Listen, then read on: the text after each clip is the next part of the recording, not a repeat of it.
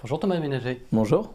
Alors bienvenue chez Front Populaire. Donc pour vous présenter, vous êtes député du Loiret, RN, Rassemblement National, et vous intervenez en ce moment particulièrement sur les questions qui ont trait aux retraites. Alors comme l'actualité est chargée et que cet entretien sera publié demain, je précise qu'aujourd'hui nous sommes le mercredi 22 mars. C'est un point de détail important à rappeler. Alors pour commencer, tout à l'heure, il se trouve que Emmanuel Macron a fait un entretien avec deux journalistes sur TF1 et sur France Télévisions. Donc, est-ce qu'on peut recueillir un petit peu votre impression à chaud et froid de son intervention? Cette intervention, elle était attendue par les Français, puisque le président de la République, il a été absent au final de ce débat. C'est-à-dire qu'il a laissé Olivier Dussopt, Elisabeth Borne, le gouvernement être en première ligne. C'est son rôle, bien entendu, mais c'est vrai que c'était une des mesures d'Emmanuel Macron pendant l'élection présidentielle. Donc on aurait attendu qu'il ait le courage de s'exprimer de manière régulière au fur et à mesure de ces débats.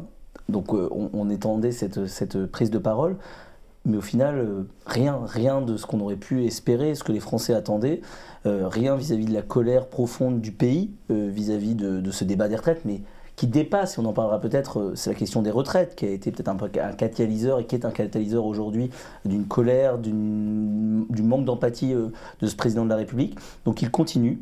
Ce qui est assez incroyable, c'est qu'il explique aux Français que c'est pas lui qui se trompe, c'est les Français qui au final ne comprennent pas, sont sûrement pas assez intelligents pour le comprendre, mais que lui sait ce qu'il faut faire.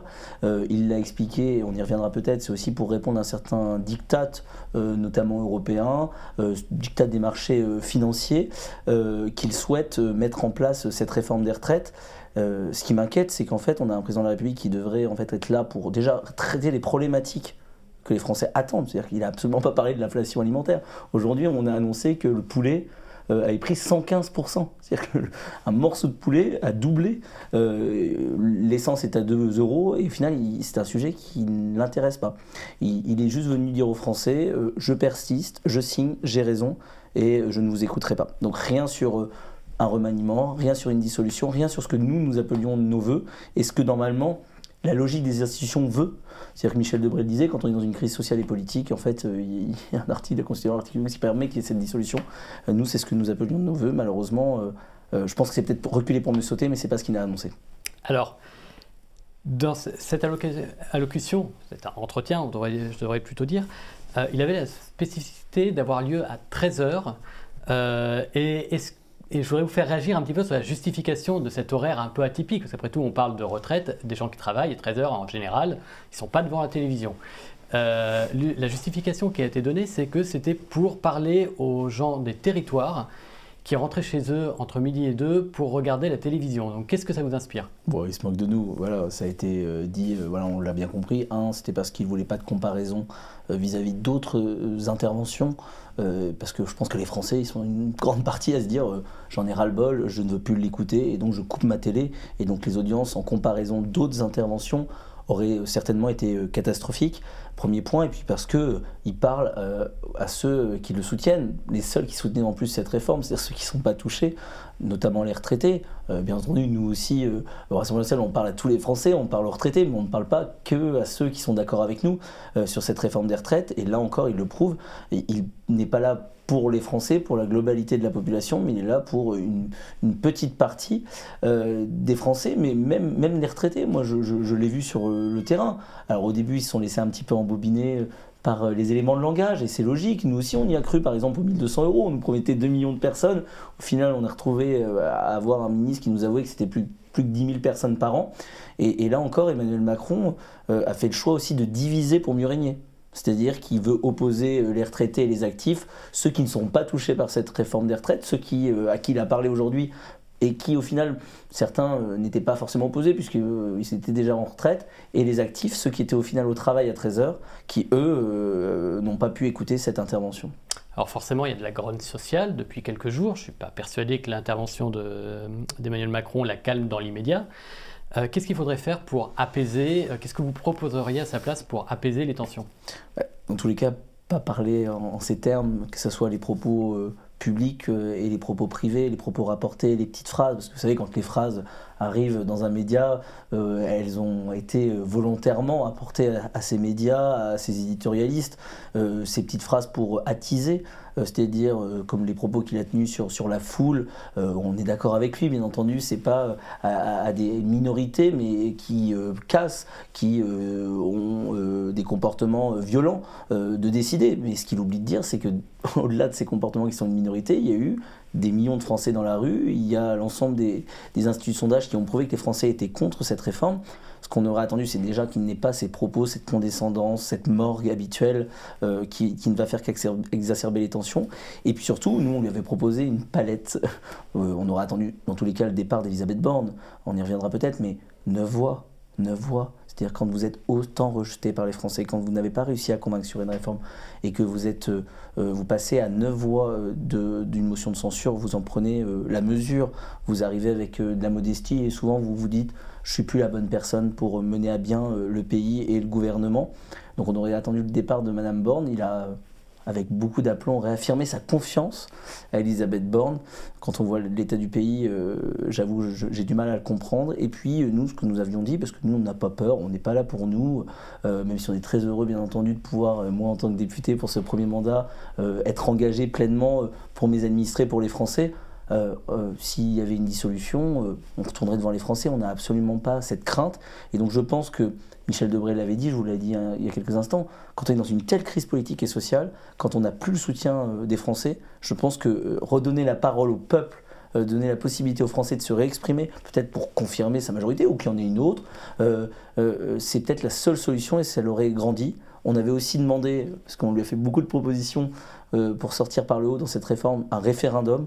On a déposé une motion référendaire en début de l'analyse du texte. Malheureusement, la NUPES ne nous avait pas soutenus. Je le regrette. Je trouve ça vraiment triste parce que nous avons soutenu toutes les initiatives qui étaient favorables. La motion de censure de la NUPES, de Liot, on l'a voté, on y reviendra peut-être. Là encore, il n'a absolument saisi aucun des outils institutionnels qui permettaient de sortir par le haut. Il est vraiment dans une volonté de diviser pour mieux régner. Là, on voit des images de heurts avec les forces de l'ordre. Je voudrais avoir un petit peu votre opinion, votre positionnement par rapport à ce sujet. Est-ce qu'il y a des violences policières en ce moment? Est-ce que la répression n'est pas trop dure? Ou au contraire, est-ce que vous êtes du côté des forces de l'ordre et vous dites que toute colère, manifestation d'une colère peut-être trop virulente, est à réfréner? Dans tous les cas, oui. On s'en sortira par la démocratie, par les urnes, par les outils qui sont offerts par la Ve République et pas par la violence. Moi, je considère qu'il n'y a pas de violence policière. Il peut, et ça arrive quelquefois, avoir un usage disproportionné de la violence légitime dont disposent nos forces de l'ordre. Et quand c'est comme ça, on est dans un état de droit. Il y a bien entendu une enquête de l'IGPN qui se lance. Je me permets de dire quand même que, notamment dans le cadre des Gilets jaunes, il y avait une répression assez forte avec quand même beaucoup de dégâts humains et matériels. Oui, mais après, déjà, moi je condamne jamais nos forces de l'ordre qui répondent à des ordres, parfois qui peuvent au final entraîner des situations où on aurait pu faire autrement, mais je peux vous le dire, les forces de l'ordre, les policiers, les gendarmes n'usent pas de la force de manière disproportionnée, avec plaisir, ils n'utilisent pas la force de manière disproportionnée, souvent ils sont piégés, on voit quand même qu'il y a des black blocs, il y a des antifas, il y a quand même des milices qui sont très violentes, on est loin des manifestations pacifiques qu'on a pu avoir. Moi, je ne souhaite jamais parler de violence policière en tant que telle, parce que c'est mettre tout le monde dans le même panier, c'est donner le sentiment qu'il y a une volonté, avec plaisir pour nos forces de l'ordre, d'aller violenter, alors que vous savez, souvent dans les forces de l'ordre, l'essentiel était favorable au retrait de ce texte, au retrait de cette réforme des retraites, et là encore, comme il l'avait fait vis-à-vis des pompiers, vis-à-vis des infirmières, quand on voit ces Français, certains sont en uniforme bleu et d'autres étaient en rouge ou avec leur blouse à d'autres moments, ou avec les gilets jaunes comme vous l'avez dit. Encore là, ils cherchent à, je pense, attiser pour revenir, donner le sentiment qu'il représente une sorte de parti de l'ordre, donner le sentiment que la stabilité c'est lui. Et c'est pour ça que nous on souhaite que les Français ne tombent pas dans cette violence. On leur dit par contre qu'on comprend leur colère, mais ce qui est certain c'est qu'aujourd'hui il fait tout pour que dans les prochains jours, d'autres violences se produisent. Qu'est-ce que vous pensez de la communication gouvernementale qui a suivi ces dernières heures après l'échec de la motion de censure, Je pense notamment à Elisabeth Borne qui déclare que le processus démocratique est allé au bout. Le processus démocratique, oui, nous on ne dit pas que la démocratie et la Constitution a été bafouée, bien entendu. Pourtant, vous déposez un recours au Conseil constitutionnel. Oui, alors bien entendu, on peut dire qu'un certain nombre de dispositions du texte et globalement le véhicule législatif, la sincérité des débats et on pourra revenir le contenu de ce recours constitutionnel fait qu'on est en contradiction avec, pour le texte en tant que tel et les débats. Après, le 49.3 en tant que tel est dans notre Constitution. Nous, moi je crois profondément à la Ve République, mais il y a une manière d'utiliser les outils de la Ve République. Et c'est ça le problème d'Emmanuel Macron, c'est qu'il utilise, tel Machiavel, l'ensemble des possibilités en surfant sur une ligne de crête que nous permet la Constitution pour arriver à ses fins. Et le problème, c'est que la Ve République, aujourd'hui, certains disent elle est peut-être dépassée, elle est plus adaptée. Moi, je ne le pense pas. C'est les hommes politiques qui l'utilisent, qui sont dépassés, plus adaptés. Quand on n'a plus des personnalités de la trempe du général de Gaulle, notamment, ou de Georges Pompidou, c'est vrai que la Ve République a peut-être pas tous les leviers pour éviter des personnalités comme Emmanuel Macron. C'est-à-dire que quand en 68, il y a une crise aussi profonde politique, le président général de Gaulle dissout l'Assemblée nationale. Quand en 69, il perd un référendum, lui, il n'avait pas peur du peuple, il n'avait pas peur du référendum, contrairement à Emmanuel Macron qui a refusé notre demande répétée de référendum. Il démissionne. Et Emmanuel Macron, lui, est en capacité et n'a pas l'honneur de se représenter devant les Français ou de présenter ses réformes devant les Français. Alors, je me permets quand même de rappeler que Marine Le Pen proposait de mettre en place plus de référendums lors de sa campagne électorale. On en avait parlé notamment avec Jordan Bardella, mais elle disait qu'elle ne démissionnerait pas en cas d'échec de ces référendums. Ça veut dire que cette position a changé entre-temps ? Je pense que quand on est dans une situation de crise politique telle que celle-ci, ça dépend. Enfin, si vous décidez de demander et de recourir régulièrement au référendum, c'est pas pour que ça soit toujours, bien entendu, en votre faveur. Mais ce qui est certain, c'est que quand vous êtes autant désapprouvé par les Français, désavoué par les Français dans vos mesures, que le pays est à feu et à sang, que sur les autres sujets, notamment l'inflation alimentaire, vous n'êtes plus en capacité de répondre aux Français, je pense qu'il faut en tirer les conclusions. Nous, on ne critique pas la légitimité du président de la République. Il a été élu. C'est juste qu'en fait, il a été élu sans prendre la mesure de ce qui s'est passé depuis son élection, notamment les élections législatives, notamment là encore le 49.3 et cette motion de censure qui est à 9 voix près. Et on le voit, Elisabeth Borne, même quand elle vient à l'Assemblée nationale, elle vient avec le sourire. C'est-à-dire qu'on ne fait pas un 49.3 de gaieté de cœur. Eux sont très fiers de le faire. Et c'est ça qui aussi exacerbe, je pense, les tensions et les colères de notre pays. Alors, on va parler un petit peu de votre programme, de votre alternative finalement, parce que les retraites aujourd'hui, le RN, le Rassemblement national, est opposé à cette réforme. Mais qu'est-ce que vous proposeriez pour pérenniser le système des retraites, si tant est que vous estimiez qu'il est en déficit et en péril ? Alors, si on fait le constat de base, à la différence peut-être d'une partie de la NUPES qui dit qu'il n'y a aucun problème et qu'il n'y aura jamais de problème, aujourd'hui, bien entendu, le système est excédentaire, mais les différents scénarios du corps montrent, mais ce sont des scénarios, c'est-à-dire que ce sont des prévisions, qu'il y aurait un déficit dans les années à venir. Le corps, le Conseil d'orientation des retraites s'est déjà trompé par le passé, donc ça faut quand même l'avoir en tête, et qu'on ne peut pas sacrifier une génération et des Français sur le simple rapport d'une technocratie et de personnes qui sont peut-être très intelligentes, mais le politique n'est pas là seulement pour suivre de manière bête et méchante ce rapport. Ça, c'est le premier constat. Le deuxième constat, c'est que nous considérons qu'il y a d'autres leviers que celui de taper sur la tête des Français, surtout dans cette période actuelle. C'est-à-dire qu'aujourd'hui, on considère qu'Emmanuel Macron a fait le choix de la facilité.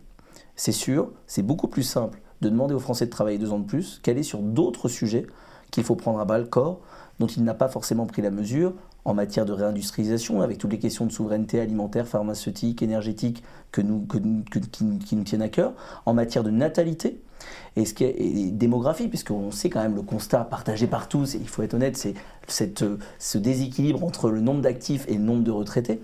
Et c'est pour cette raison que nous, on a un projet alternatif sur la réforme des retraites, et j'y reviendrai, et 2, dans tous les cas, une autre vision, plus courageuse, mais plus difficile, il faut être honnête, de combler ce possible déficit à venir. Ce qui est certain, c'est que le déficit, dans tous les cas, il n'est pas démesuré. Et ce qu'on dénonce aussi, c'est cette vision très centrée uniquement sur le système des retraites.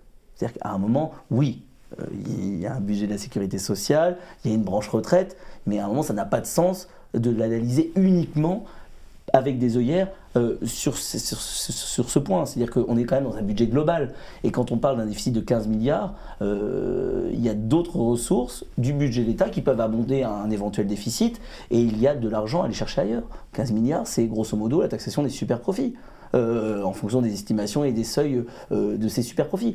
C'est-à-dire qu'aujourd'hui, Emmanuel Macron a eu comme seule solution de demander plus d'efforts aux Français. De la même manière, là, il parlait, mais en disant on a 600 milliards de dettes. Mais qui les a créés? Mais c'est lui, dont un tiers seulement qui est lié au Covid et au quoi qu'il en coûte. Il faut pas. Il s'est dans une culpabilisation permanente des Français en les tenant responsables de la situation et en leur demandant toujours plus d'efforts. Après, si vous voulez, j'enchaîne sur la question, bien entendu, de notre projet en tant que tel. Je vous ai expliqué la philosophie de se dire qu'il y a d'autres leviers sur lesquels il est nécessaire d'agir. Sur la ligne en tant que telle de la réforme des retraites de Marine Le Pen, elle est celle, et du Rassemblement national, elle est celle d'un équilibre entre d'un côté des républicains et des macronistes qui se disent qu'il faut demander plus d'efforts aux Français parce qu'il y a des questions d'équilibre budgétaire, et on ne dément pas qu'il y a nécessité d'avoir un relatif contrôle, mais sans le faire contre les peuples et contre les Français de nos dépenses publiques. L'idée, c'est pas de raser gratis. Et de l'autre côté, la NUPES qui dit qu'il n'y a pas de problématique et qu'on peut mettre la réforme et tout le monde à 60 ans. Nous, la proposition de Marine Le Pen, qui était celle de la présidentielle, qu'on continue à défendre et qui avait donné lieu à un aggiornamento au moment des élections présidentielles, c'est 60 ans. Pour ceux qui ont commencé avant 20 ans avec 40 annuités, c'est-à-dire ceux qui ont les métiers les plus pénibles. Moi, je suis fils de couvreur, c'est quelque chose que j'ai souvent, et c'est aussi peut-être pour ça que j'ai été autant engagé pendant la réforme des retraites, c'est que je sais ce que c'est d'avoir un métier pénible. Et quand on commence souvent avant 20 ans, on a souvent des métiers les plus difficiles. Et donc, on doit partir plus tôt. Et progressivement, et c'est là où il y a eu un changement pendant l'élection présidentielle de 2017, que nous avons assumé, progressivement 62 ans avec progressivement 42 annuités, pour ceux qui ont commencé après 20 ans, pour faire en sorte aussi d'équilibrer notre système de retraite. Et la retraite à 60 ans pour tous, qu'on a proposé par le passé, et Marine Le Pen l'a assumé, n'était plus possible, eu égard à notre situation économique et à la dette provoquée aussi par Emmanuel Macron, mais aussi de la démographie. Pourquoi conserver la notion d'âge légal? Parce que vous parlez de 60 ans, vous parlez d'annuité. Donc, si vous me dites qu'à partir de 16 ans, 40 annuités, 60 ans, mais quelqu'un qui commence à 16 ans, à 56 ans, il les a, ces 40 annuités. Oui, et certains, il y a des débats qui peuvent être des fois, qui ont été menés en interne sur la question de se dire est-ce qu'on doit maintenir cet âge légal. Oui, après, on est quand même obligé de laisser cet âge légal. Le système des retraites actuel est fait ainsi. Ça pourrait donner lieu à une discussion. Moi, à titre personnel, c'est quelque chose, c'est un sujet qui aurait pu être ouvert, de se poser la question, de parler uniquement, comme certains le souhaitent, en annuité, d'avoir ce palier quand même d'équilibre avec un âge de départ. Et aujourd'hui, la solution qui permet quand même aussi, peut-être demander, oui, vous le dites, quelques années de plus, puisqu'on pourrait partir à 56 ans.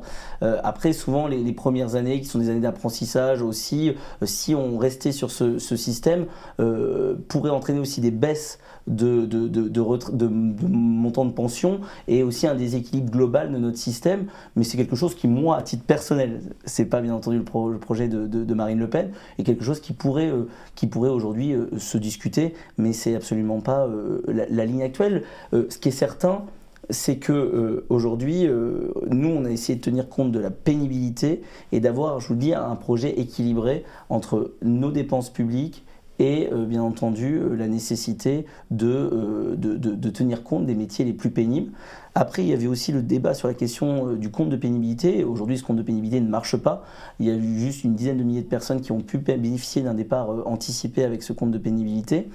Nous, ce qu'on souhaite, c'est que faire confiance aux partenaires sociaux, contrairement à Emmanuel Macron qui semble les mépriser, c'est donner par branche, parce qu'aujourd'hui, si on ne laisse pas chaque branche, parce qu'on rentre dans des sujets qui sont très subjectifs, c'est-à-dire que c'est difficile et il faut aussi avouer l'incapacité au Parlement de décider branche par branche, métier par métier, quels sont les métiers les plus pénibles. Et c'est ça ce que nous souhaitons, c'est de permettre, au-delà de ces questions de l'âge qui règlent quand même la plupart des sujets de pénibilité, de permettre la possibilité d'un départ anticipé dans certaines professions avec des négociations par branche.